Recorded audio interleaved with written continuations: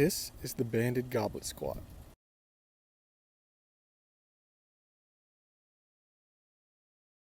Start by grabbing a small looped resistance band and then placing it just above the knees.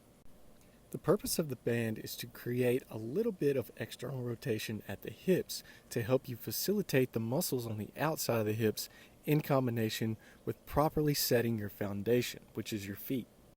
You also need to emphasize that you're pushing the big toe down into the floor to create a nice, strong, and stable arch. You can see that before each repetition I torque my knees out to the side.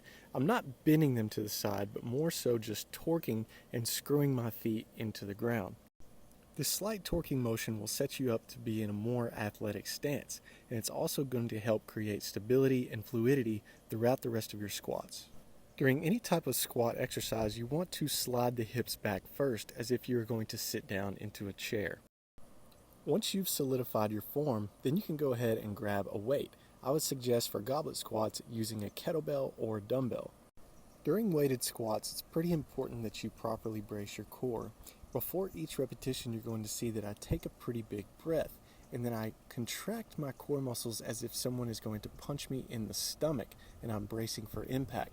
This is going to help keep the spine stable. You should also make sure that you're keeping the weight pulled into your chest. If you're holding the weight too far out in front, this is going to shift your center of mass and therefore throwing you off balance.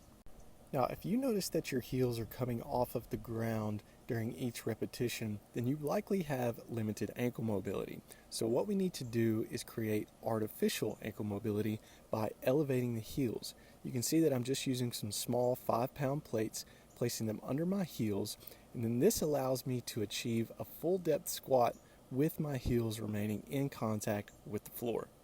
As your ankle mobility continues to improve, then I would suggest removing the elevation.